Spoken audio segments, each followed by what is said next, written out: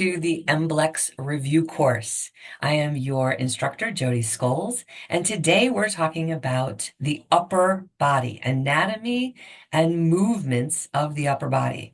Since anatomy and physiology is such a big subject, I like to squish together some anatomy and also some movement. So we're going to be talking about the upper body today and getting really specific about where these muscles are and what they do. But first, I want to remind you that our class today will be in 3 parts. The very first part, I'm going to give you a test-taking strategy because when you went to massage school, you were prepared to do massage.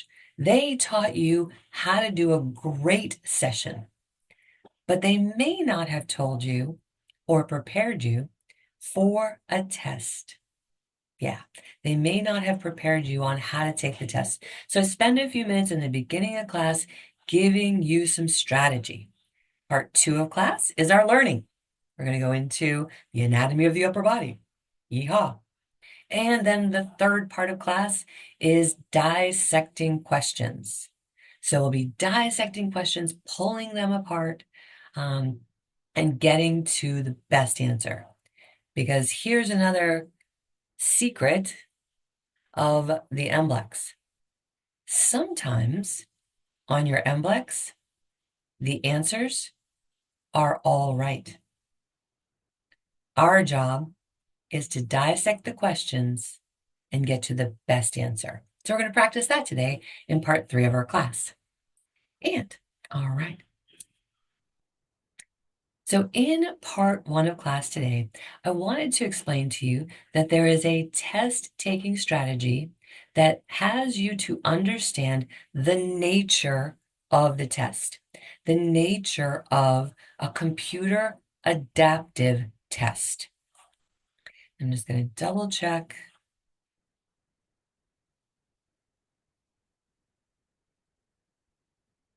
A computer adaptive test is a style of test. And that style of test means that it's adapting.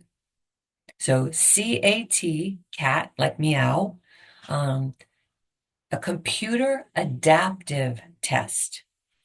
What that means in action is you are going to start the MBLEx by logging in and giving them some general information, verifying your name, verifying some personal identification. And by the way, when they ask, you have no experience, okay? You have no experience. You are brand new. So we want to keep that playing field as even as possible. Your first few questions on the MBLEx will be fairly random and they will be of moderate difficulty.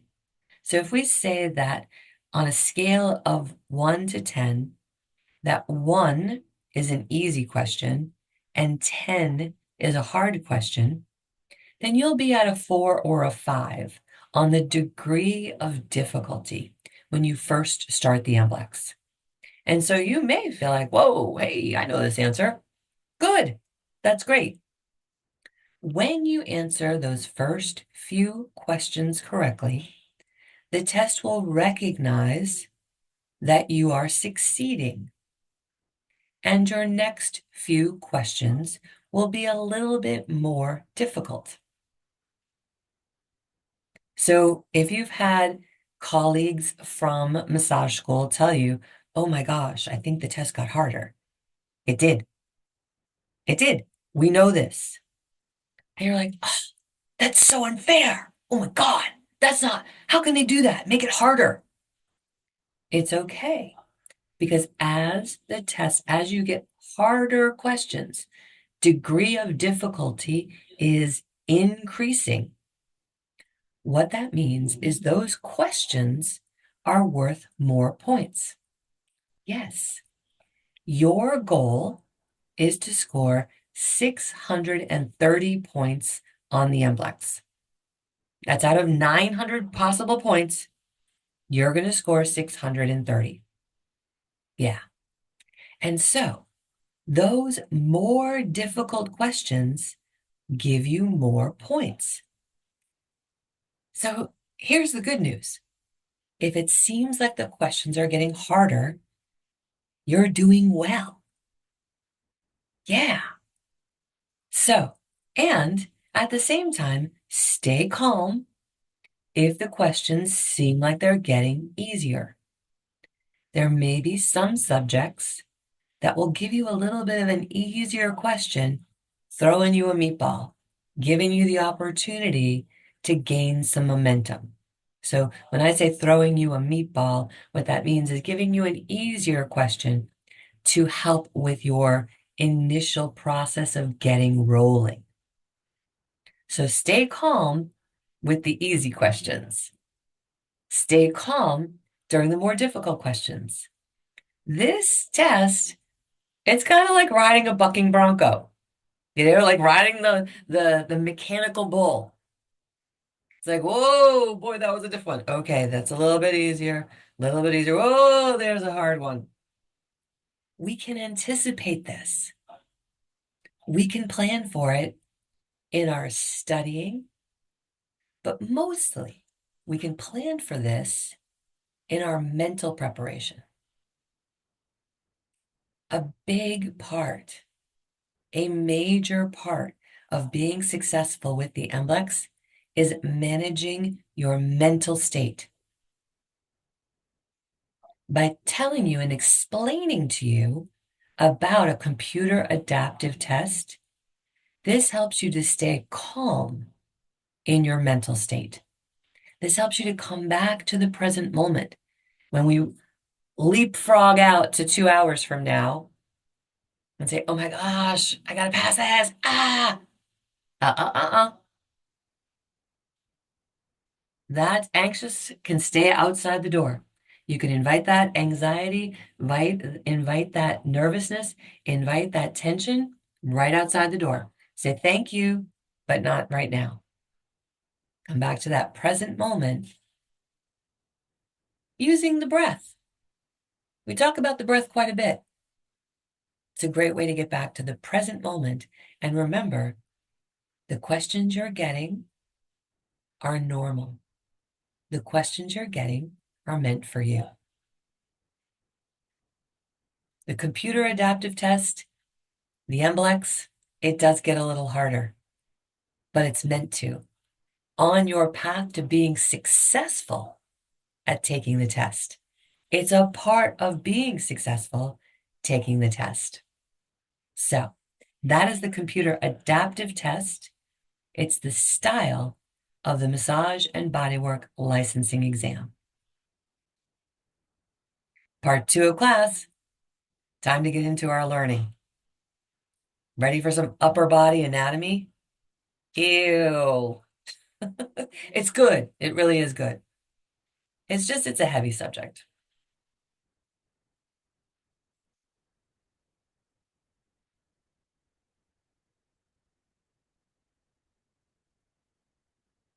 Here we go. Anatomy of the upper body. And I wanted to give credit to Dr. Sunil for a few of the slides. I've borrowed them from SlideShare and wanted to just give credit for the source. Part of our best practices as ethical massage therapists. And also thank you to some of these people from these universities who share a lot of their images through an app called SlideShare. We're getting right into it. Studying the muscles of the neck can be completely overwhelming. I can't tell you how many of you guys have told me that it's a little overwhelming to even figure out what to study. In fact, that's a big reason that you're here, is to figure out what to study. So let's take a look at the most important muscles of the neck. This again is a review of what you'll need to know for the MBLEx. In massage school, you probably spent a lot of time on this, but let's look at the major muscles that you'll need to know for the MBLEx. A biggie, you guys, SCM. I hope that this one looks familiar. This is the muscle that when you turn your neck, pops out right here. The sternocleidomastoid muscle. You can see here that it attaches right behind the ear. This white stuff represents the tendon and the fascia. This is the muscle. Muscles attached to bones via tendons. And you can see where this muscle runs from behind the ear right down to the sternum, to the sternoclavicular joint. Got one more picture of this here. So in looking at origins and insertions, I've mentioned before, I'm not a stickler about origins and insertions. However, one thing that is interesting is that the muscle moves in the direction of the origin. So when we turn our head to the left, that left SCM is contracting and pulling our head into quasi-rotation. It really does this movement, makes us look up. But when a muscle moves, it contracts, it shortens. And so the SCM is responsible to turn the head kind of like in this direction and in the opposite direction. Yes, SCM. It's one of the biggies. It's a lovely muscle to massage. Typically, when we massage it, we're doing something called milking it. And if you haven't done that in a while, you may want to practice on your next practice person because it can actually feel a little bit, the client can feel a little bit like they're choking or like we're poking them in the throat, in the esophagus or the trachea, right?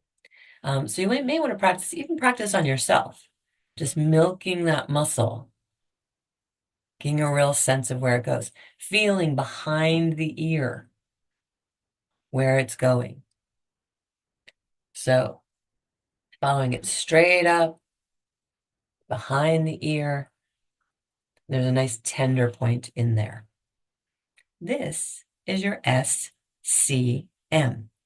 On the MBLEx, sternocleidomastoid. That big word right here. It's a major muscle of the neck. And these are the ones we're going to be studying today. Another big one that you may not have gotten in massage school, but this muscle is specifically responsible for depressing the jaw. So the mandible, the platysma muscle, this big platysma muscle, is responsible for depressing the jaw, the mandible. When it contracts, you can just see here, when it contracts, it depresses the jaw, the platysma muscle. Makes me think of a platypus. Kind of looks like a platypus's tail, right? Platypus is kind of like a beaver, has a big flat tail. It's a big flat muscle. Yeah, good. So this is the origin is actually this deeper fascia of the thorax, our chest cavity, sometimes called the thorax. It's a thorax, the thoracic spine. The thorax is the entire trunk of the body. And then it comes in here. And remember I mentioned that the muscle will move in the direction of the origin. So our origin is actually down here. So when this muscle contracts, it shortens and pulls the mandible towards the origin. That's really the only reason we care about the origin. Yeah, we want to work it as far as massage, but we want to know, by knowing where the origin is, we know the direction that that muscle is pulling. Or more, an easier way to look at that is what direction is the movement? It's in the direction of the origin. So if you get a question about origin, which you probably won't, those questions are going away. The origin insertion questions, you're like, what muscle originates at the upper part of the thorax? You're not going to get an anatomy question like that. You're going to get it in the mix of movement. So what movement moves the mandible? What muscle moves the mandible into depression? Make sense? Good. Here's another big look at it. And again, please save yourself some time and some trouble. Don't worry about the innervation of the muscle. Yeah, you're not becoming a chiropractor. You're not becoming a physical therapist. Yes, in massage school, you may have covered it, but we're not going to cloud our brain with all the innervations of the muscles. Okay, there are a few pathologies that involve nerve entrapment, then we'll learn the nerves when it impacts a pathology. Okay. Oh, here's one that you love, right? The trapezius. Yes. So, origin and insertion, you can see here. So origin is up top. Yeah, nuchal line, occipital protuberance. So the occipital ridge protuberance just means a bony landmark. So the origin is the top of the muscle, right up in here. Because one of the actions of that muscle, the trapezius, is it extends the neck. Go ahead and extend your neck. I'm not going to demonstrate for a second. Extend your neck. We've got flexion and extension. You know these. Extend your neck. Yes. So extension of the neck. Good. Good. So you can see the other movements. One of the other things I'd like you to know is that the upper fibers of the trapezius elevate the shoulders. So the upper fibers elevate the shoulders.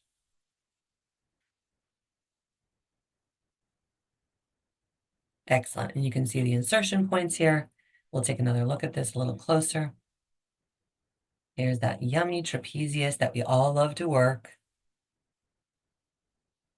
And this is just half of it. I do want to point out, though, that one of the insertion points is on the spine of the scapula. So take a peek at this right here. This is the whole scapula, shoulder blade. Here's that bony part that sticks out, the spine of the scapula. And the trap inserts into, attaches to the spine of the scapula. That's why it can elevate the scapula. Makes sense, right? And remember too, we love this spine of the scapula because it tells us where the rotator cuffs are hiding. We've got a little infraspinatus here, a little supraspinatus above the spine of the scap. We'll come back to it. Juvie, you can make a note of that too. And if Diana is in a position to say hello, I would love for Diana to say hello. Let me go to our Hello. speaker view so you can see her. Hey, Diana, how are you? Oh, you know what? You hit the mic. You hit the mute button. Sorry. Or somebody hit the mute button. Oh, Okay. sorry.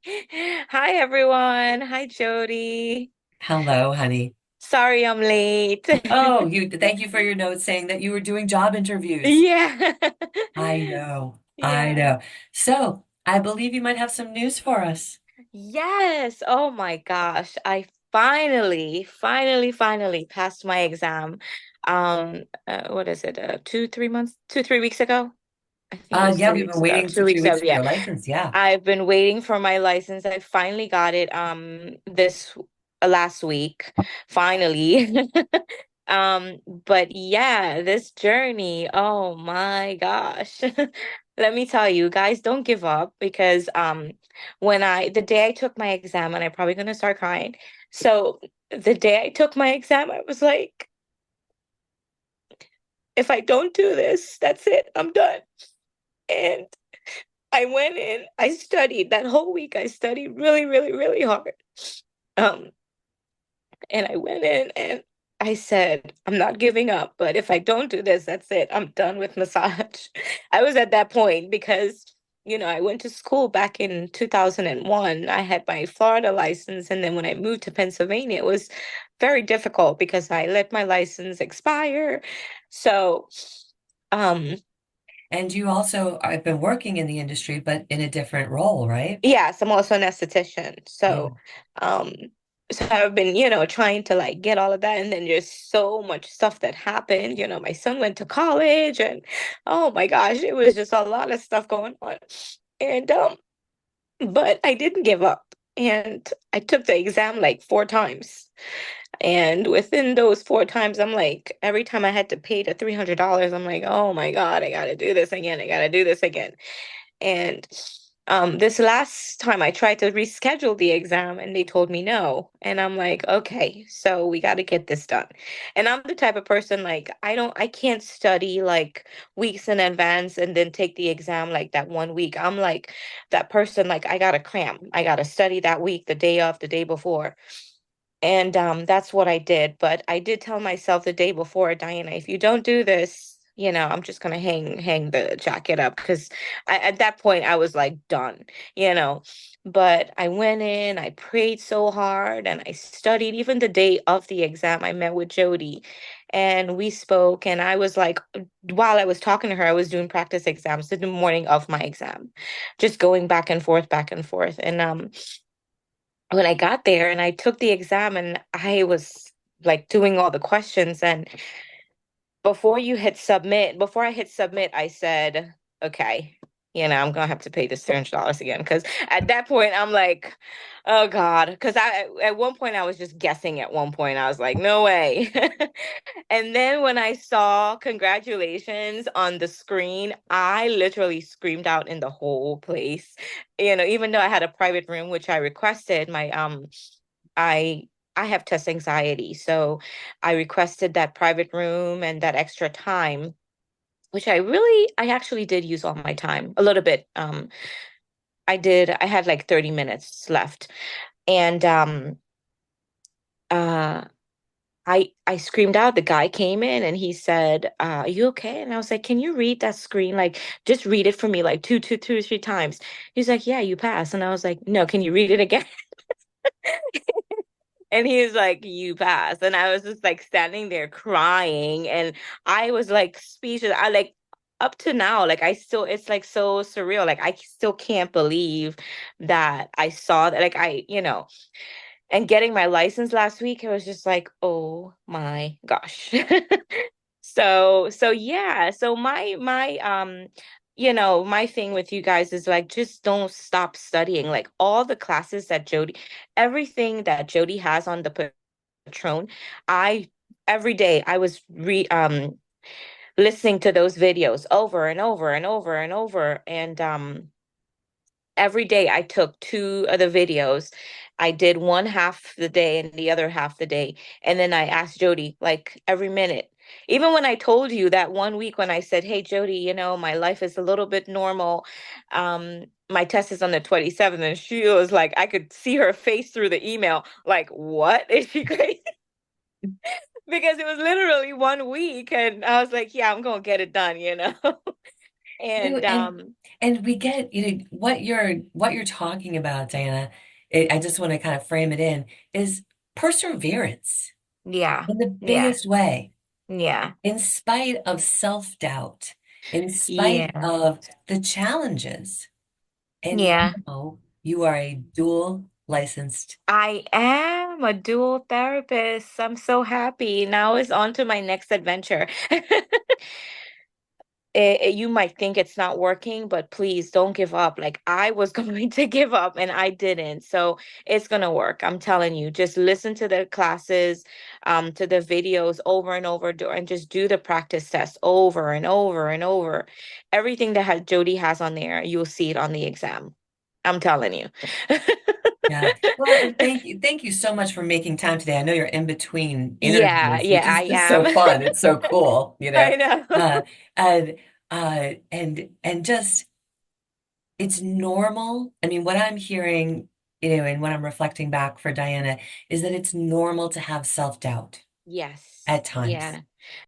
This is the last time I'm spending $265, because that was a lot of money when I calculated. I was like, damn, girl, Now it's time to start so, earning it back, right. right? Yeah. Yeah. So I work in Yeah. hand and stone. So now it's just a transition, to become a dual and for them to put me on the schedule as a dual. Yeah. So exciting. Oh, Yeah. and yet it's been a couple of weeks, but you know what? It took a couple of weeks to get your license. It took almost 3 weeks. Yes, yeah. Oh, Pennsylvania is, I think this is the transition from what everyone was telling me. This is that transition for renewal. So it took a little while. But let me tell you, I email them every day, like, hey, what's going on? And they probably said, you know what, this girl is a little cray cray. Let me get let me let's get her get, out of the way. let's get her license done. Yeah, so because I email them every single day, like I need my license, I need my license number at least for my insurance. So I was able to get it really. I mean, everyone said that was quick because usually Pennsylvania it's like 3 weeks, almost to a month. Well, and Yeah, also, I want to point out that you are proactive. yeah, And yeah, this is something else that we take away from this class is that you're taking personal responsibility yeah, to follow up. Yeah, yeah, to say, okay, what's happening with my application? That's taking personal responsibility versus being kind of the, oh, poor me, yeah, the victim. No, right. look, there's Yeah. there's a moment for poor me, but then it's Yeah. like kind of get up, get going, and let's figure out what's going on with this license, 10, 15 years ago when I took the test, it was 50 questions. It was very easy. And right? now it's like, what am I seeing here? Exactly. Yeah, yeah. And did So, you say you graduated in 2001? yep, 2001. Yep. Just And saying, here we are. yep, Here we are. 2001. Yep. Um, the only thing is if I move to another state, I don't know. We will have to talk about that, like what happens to another, we'll And I was figure that just going out. to mention that part of being a member of this community Yeah. is that our team, me and the team, Mm-hmm. so Okay. when you're done, or if you decide, okay, hey, I'd like to be licensed in Florida, Yeah. we can help you with that. Okay. Yeah, because Yeah. every state is different. Yeah. And Yeah. so we have experience, and I'm bringing people onto the team who have experience getting a massage license in every state, Yeah. in Yeah. any state. And Yeah.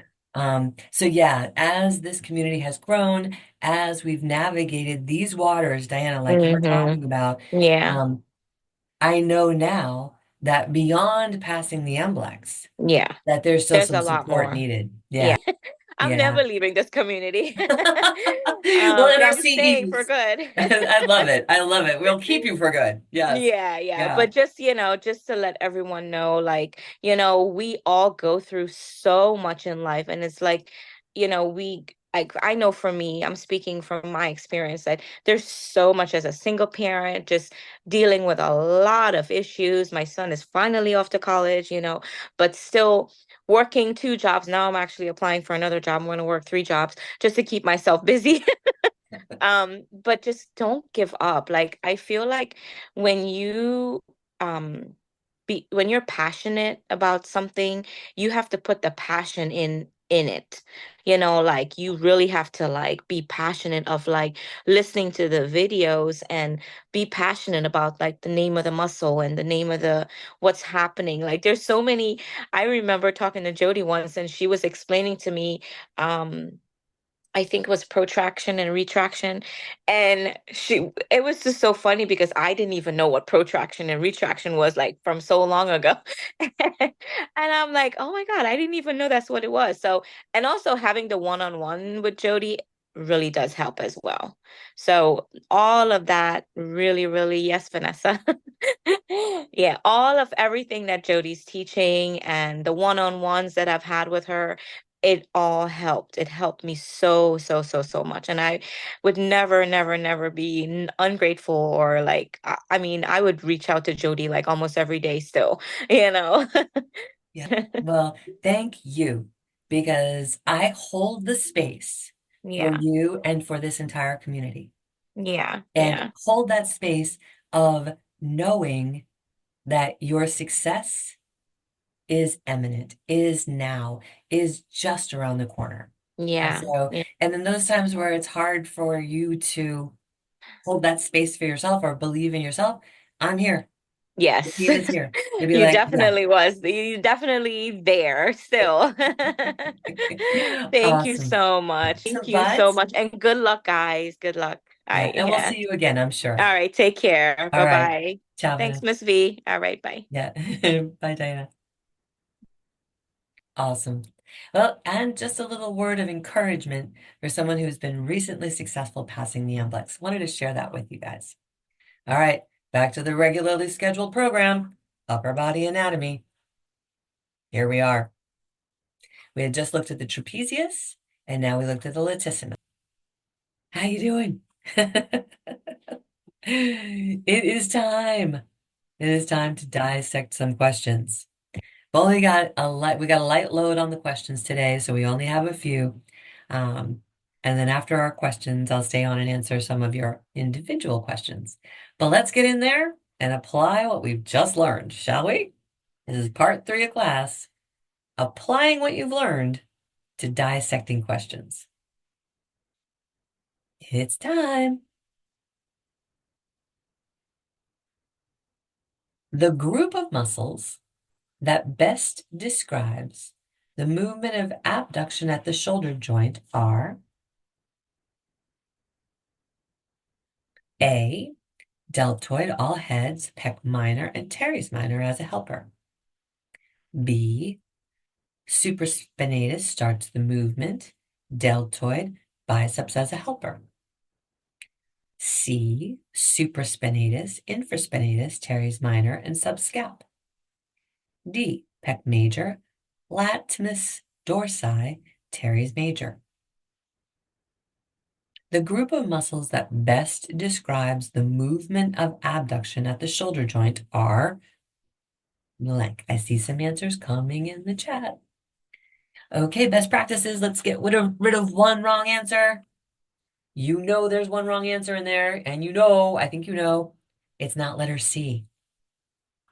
Letter C you might recognize, but you recognize it because it's the SITS muscles, the rotator cuff muscles. All right, let's take a look at the chat, see what we got. Ooh, answers coming in. All right, let's see. Oh, Diane got it. Good. Diane T. Mayor nailed it. Brienne got it. Good. Maya, yeah. Ms. V nailed it. Marcia, yep. Good, good, good. Brenda, you got it. Ooh, Kiara got it. Ooh, we got a little. Remember, we're looking at abduction. What is abduction? Go into anatomical position. What's abduction of the arms? Careful, careful, right? Look, look, look. All right. Best answer? Boom. Letter B. Abduction at the shoulder joint. Abduction. Yeah. All right. Super starts the movement. Deltoid biceps as a helper. Good job. Good job. Those of you who picked letter D, you were close. Adduction. Adduction at the glenohumeral joint. Awesome. Next question. Oh, there's a picture. There we go.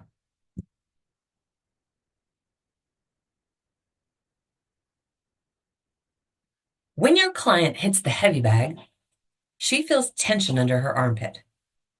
There's a tightness, no pain, but a little restriction. What muscle would you want to work? What muscle could potentially be involved? A, pectoralis. B, rhomboid major. C, deltoid. D, serratus anterior. When your client hits the heavy bag, she feels tension under her armpit. There's tightness. No pain, but a little restriction. What muscle would potentially be involved? All right, let's get rid of one wrong answer before we look into the chat. One wrong answer, not rhomboid, right? Remember, rhomboid that's our retraction. Yeah, if you're gonna hit the heavy bag, you gotta pull your arm back. But there's not gonna be tension from the rhomboid. There's not gonna be tension in the armpit. Okay, let's look in the chat, see what we got. Ooh, lots of answers. Love it. Sharita nailed it. Kara nailed it. Brenda got it. You are correct, Vanessa. Yes. Maria's in. Roxanne, you're in. Diane, yes. Diane, yes. Diane D. Diane T. Hi, Diane D. Marcia, you got it. Ms. V nailed it. Candace, you're on it. CJ, good, good, good. All right, Kara, yep. Maya, Brienne, nailed it. Good, good, good, good. All right, best answer, bang. Serratus anterior. Do you remember? It's called the boxer muscle. Here, along the rib cage. Yeah, and up into the armpit. We also look at subscap when it comes to axillary region, but in this case, hitting the rectus abdominis. Yay! That's a wrap. That's a wrap on our learning and our dissecting questions for today. Congratulations! Woo-hoo, you did it! How you feeling? There's a lot of information there, huh? Yeah, a lot of information. Exactly. So good work today. And we're recording this class so you can go back and you can review that class. We went through some of that material pretty quickly because we had a lot of it. Yeah, but here we are. Excellent work today. I'm going to stay on for another 15 minutes after the recording has ended to answer any specific questions you may have. But signing off for now, reminding you that my name is Jodi Scholes. I'm your instructor for the MBLEx review class. We meet here every week, live in class. Happy to have you and happy to see you again real soon. Bye for now.